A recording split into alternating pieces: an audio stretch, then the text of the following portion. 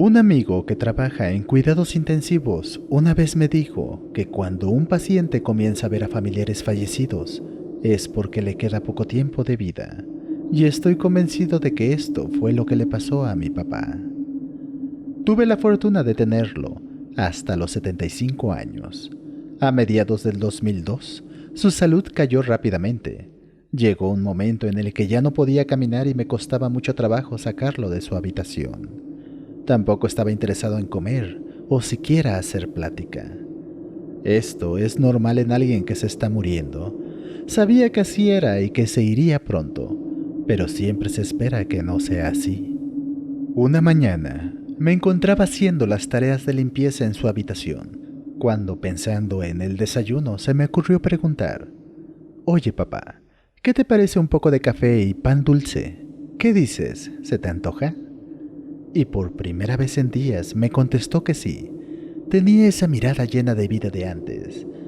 Estaba emocionado por su repentino apetito. Volé a la cocina a preparar todo y regresé. Entré a la habitación y dije: «Ya tengo todo, papá. Tu café bien caliente, como te gusta». Pero papá estaba mirando a una de las esquinas de su cama. Asintió con la cabeza. Después me miró y dijo: «¿Por qué no le trajiste nada a tu mamá?». Yo me quedé bastante sorprendido. Mi madre había muerto hacía 8 años atrás, de muerte natural, en esa misma cama.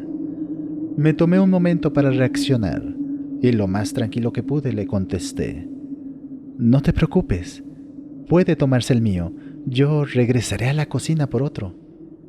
Papá se dio cuenta de que lo que decía no tenía ningún sentido.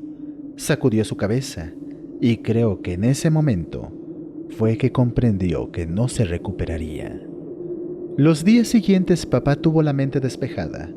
No volvió a mencionar la presencia de mamá, pero estoy seguro de que la volvió a ver al final. Me gusta pensar que cuando llegue mi hora, alguien querido me estará esperando.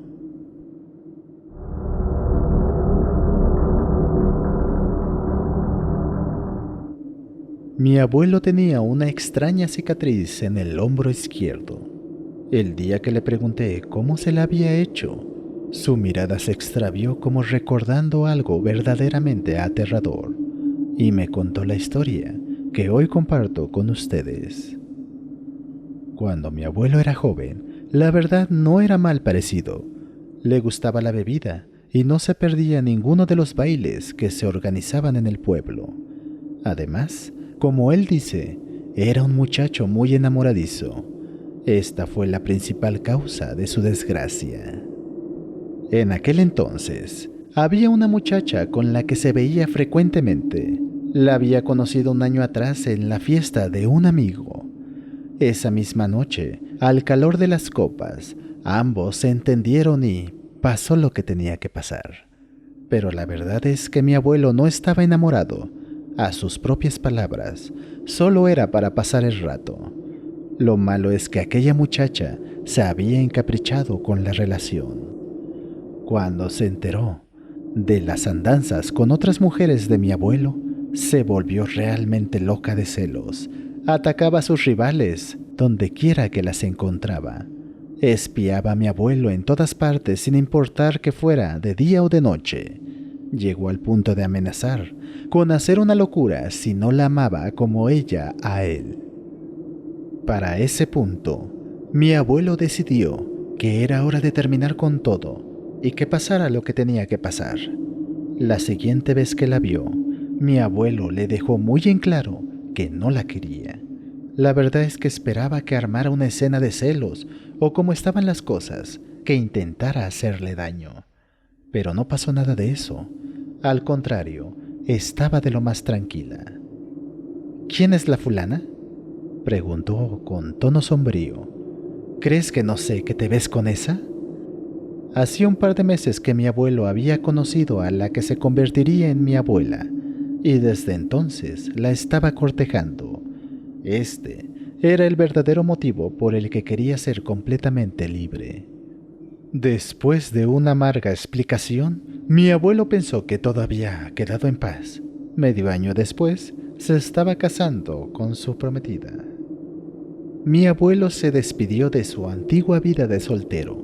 Había nacido mi papá, el primero de sus hijos, y todo parecía estar en orden. Pero dicen que los pecados que cometemos se pagan en esta misma vida. Una noche, mis abuelos habían discutido y tomaron diferentes habitaciones para dormir. Mi abuela se quedó con su bebé de apenas 2 años y mi abuelo se quedó en la sala. Alrededor de las 3 de la mañana, mi abuelo se despertó al escuchar el cristal de la ventana romperse. Seguro que sería algún ladrón. Tomó su machete y salió al patio para detenerlo. Pero lo que descubrió nunca lo habría imaginado. La ventana que daba al cuarto donde dormía mi abuela se encontraba completamente destrozada, y de ahí se asomaba la cabeza del cerdo más grande que había visto en su vida. Lo que estaba viendo, en verdad, era imposible, y más aún, porque aquel enorme animal llevaba cargando en su hocico a su bebé. Lo llevaba cargando de su pañalito de tela, mientras gruñía y resoplaba tratando de salir de la casa. Si no fuera porque su hijo estaba en peligro, mi abuelo hubiera salido corriendo de ahí. Aquello era, por mucho, suficiente para enloquecer.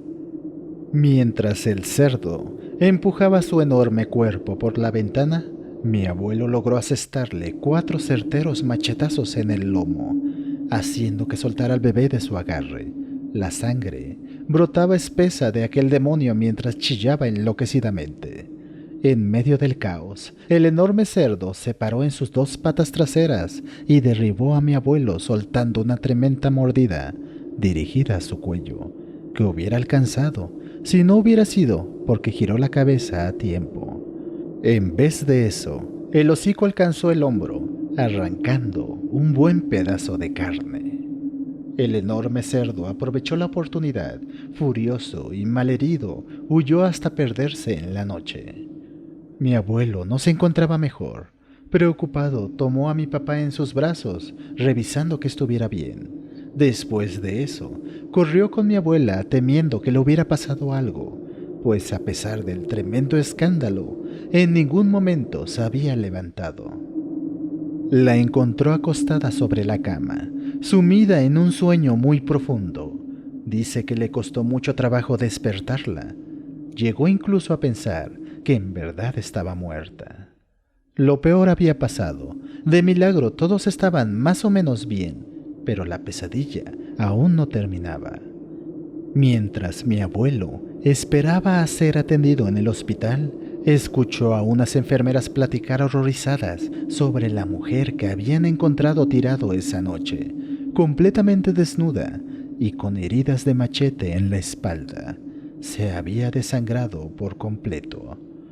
Mi abuelo no quería saber, pero tiempo después, uno de sus amigos le platicó que a una de sus exnovias la habían matado a machetazos.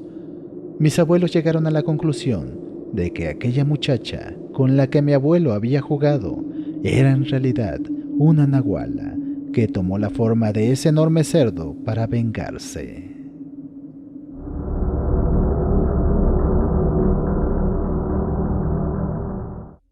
Mi nombre es Nancy, soy del Estado de México, pero por el trabajo de papá tuvimos que mudarnos hasta Yucatán, donde actualmente radico. Comenzaré diciendo que desde pequeña siempre he sido muy amiguera. En ese entonces había ingresado a primero de secundaria. Me bastaron un par de semanas para hacerme amiga de toda la clase. De entre todos mis compañeros, Emily se convirtió en mi mejor amiga. Casi desde el principio nos caímos bien y nuestra amistad creció aún más cuando me enteré que su casa estaba justo atrás de la mía. No podía ser mejor. Lo único malo era que la mamá de Emily tenía cierto toque de fanatismo religioso. Era muy protectora para mi gusto, ya saben. No veas Harry Potter porque incita a la hechicería. O Día de Muertos es adorar al diablo. Cosas como esas. Lo que me parecía curioso, pues, le gustaba contar toda clase de leyendas aterradoras en cada oportunidad que tenía. Mi leyenda favorita era sobre una bruja. Se trataba de una hermosa mujer que había vivido en la época de la colonia. Siendo de condición muy humilde, trabajaba como cocinera para la familia más rica de la época, donde tuvo la desgracia de tener amoríos secretos con el hijo menor. Cuando el padre de la mujer se enteró de que estaba esperando un hijo bastardo, estalló en cólera y arrastró a la pobre hasta lo más profundo de la selva, donde la arrojó a un profundo y oscuro cenote, abandonándola a su suerte. La mujer no murió en la caída, permaneció a flote, aferrándose a las resbaladizas paredes, suplicando por ayuda. Fue ahí, sumergida en aquellas aguas, cansada, desolada y ya sin fuerzas para mantenerse a flote, que su corazón se llenó de oscuridad. La leyenda dice que el diablo se le apareció a la mujer, ofreciéndole sacarla de aquel cenote, a cambio del hijo nonato que llevaba en el vientre. Por supuesto que aceptó el trato.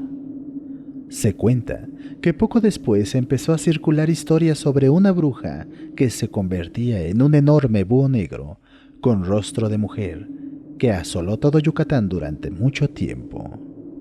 Solo por estas historias valía la pena pasar tiempo con la mamá de Emily. Ella solía decir que la bruja emitía un silbido cerca de los niños. Si alguno tenía la mala suerte de responder, la bruja bajaría volando y se lo llevaría hasta el interior de la selva, donde nunca serían encontrados.